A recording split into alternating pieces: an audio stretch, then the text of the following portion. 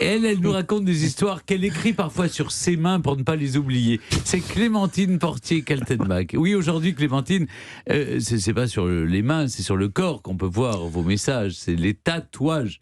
Vous enlevez notamment les vêtements d'un roi anglais vous le mettez à nu. C'est shocking quand même. Certes, mais avant ça, à mon avis, vu les résultats globaux du quiz, le plus gâteux de nous deux n'est pas forcément celle qu'on pense. Suivez mon regard. Non, mais dis donc, parce que vous expliquez que je m'écris sur les mains des petits mots pour ne pas les oublier. Ça s'appelle une image, puisque oui, on va parler... c'est pas une image extrêmement laudative. J'ai besoin d'intervenir pour que vous vous engueuliez tous les deux. Bon, rendez-vous sur le prêt tout à l'heure, de toute façon. Rira bien qui rira le dernier. Oui, je vais vous parler des tatouages. Vous savez que de nos jours, évidemment, c'est très à la mode dans tous les milieux, mais à la fin Avant, du 19e... des marins, surtout. C'était un marqueur social, tout à fait. Se faisaient tatouer les marins en priorité, c'est vrai. Les bagnards, les repris de justice, aventuriers, prostituées, les femmes amoureuses qui se faisaient tatouer le nom de l'homme de leur vie.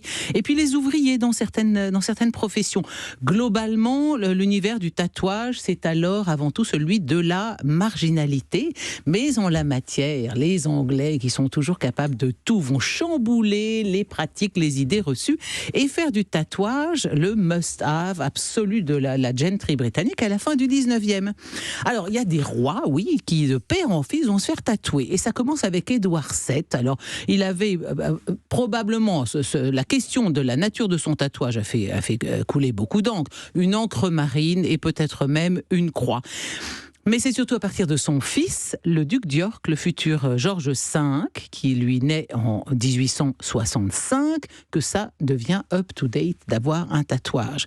Parce qu'il voyage, ce jeune homme, avec son frère d'ailleurs, et arrivé au large du Japon, à bord de la Bacchante, c'est le nom de son navire, en 1879. Il a donc 14 ans, c'est un tout jeune homme. Il se fait tatouer un très beau dragon rouge et bleu sur le bras à l'occasion d'une escale à Yokohama. Vous trouvez, ça fait un peu un singe en hiver, mais c'est la vérité. Et à l'époque, comme on est au début de l'ère Meiji, le tatouage commence à être interdit. Donc il y a encore des maîtres tatoueurs qui ont l'intégralité du corps tatoué, mais c'est interdit. Mais évidemment, c'est le duc d'York, c'est le futur roi d'Angleterre. Oui, il l'est déjà à l'époque, parce que son frère aîné est mort.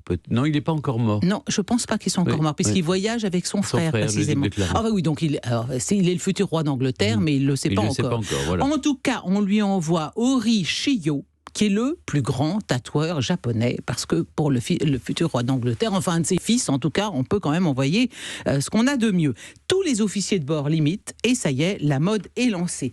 Et par un curieux fait du hasard, son cousin, vous voyez, Nicolas II, qui est son contemporain et son sosie, ils sont le sosie l'un de l'autre, Nicolas II et Georges V, tous les deux les petits-fils de la reine Victoria, il va se faire tatouer le même dragon en 1891, mais dans des couleurs un peu différentes. Le sien est noir aux cornes jaunes avec des pattes vertes et un ventre rouge. Le tatouage a quand même duré 7 heures, parce qu'il fallait endurer le truc. Et ça devient tellement à la mode que la machine à tatouer électrique est inventée la même année, en 1891. C'est surtout que leurs mères sont sœurs, en plus.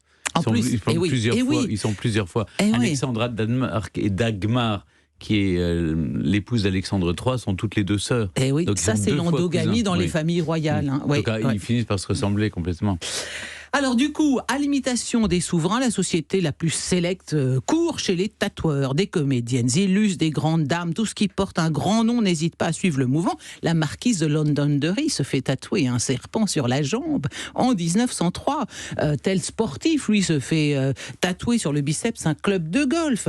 Il y a les femmes qui sont opposées aux suffragettes, sont un mouvement très très vivace à la fin du 19e. Elles se font tatouer à la base de l'annulaire leur alliance avec la date de leur mariage ou le nom de leur mari, pour montrer que non, vraiment, on ne peut défaire un mariage, et que le mariage, c'est pour la vie. On se fait tatouer une devise familiale, ça a de la gueule. Par exemple, moi, domicile adoré, vous, pour Tiron gardé, ça serait pas mal.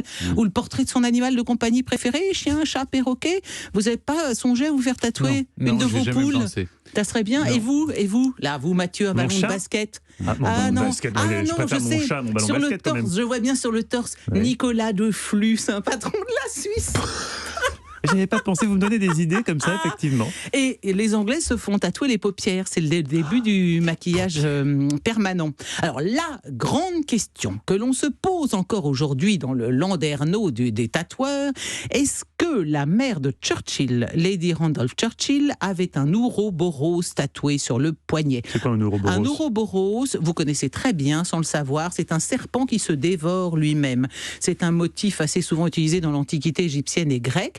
Et Lady Churchill en aurait eu un au poignet dissimulé par un bracelet. En fait, on pense qu'elle n'a jamais eu de tatouage, mais qu'elle aimait le laisser penser, ça a conforté son image de femme libre et un peu sauvage. Idem pour son fils Winston.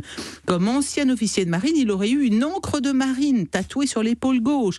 L'encre de marine, c'est un motif très très fréquent parce que ça symbolise le fait de garder le cap, quelle que soit la force des vents contraires. C'est un beau symbole, ça. Alors le hic, c'est qu'on a des quantités de photos de Churchill, y compris torse nu, mais sur aucune d'elles n'apparaît un tatouage. En avait-il un ou pas?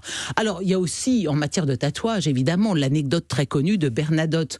La petite histoire, vous la connaissez, voilà, c'est ça. Il avait fait tatouer sur sa poitrine mort au tyran, mort au tyran. Ouais. Il a jamais, quand il est devenu roi de Suède, il n'a jamais voulu se déshabiller devant son médecin. Voilà, c'est rigolo. Il avait aussi un bonnet phrygien sur l'épaule, semble-t-il. Mais donc, devenu roi de Suède, il ne voulait pas montrer qu'il avait eu des sympathies pour la Révolution. C'était pas facile à assumer. En tout cas, pour en revenir à votre Amélie à Windsor, effectivement, elle a bravé le protocole royal avec ses 4 tatouages, mais comme nous venons de le voir, elle n'a fait que renouer avec une tradition ancestrale, qui était, il est vrai, plutôt réservée aux hommes, et c'est peut-être de ce point de vue-là qu'en effet, les temps ont vraiment changé. Oui. Merci beaucoup Clémentine.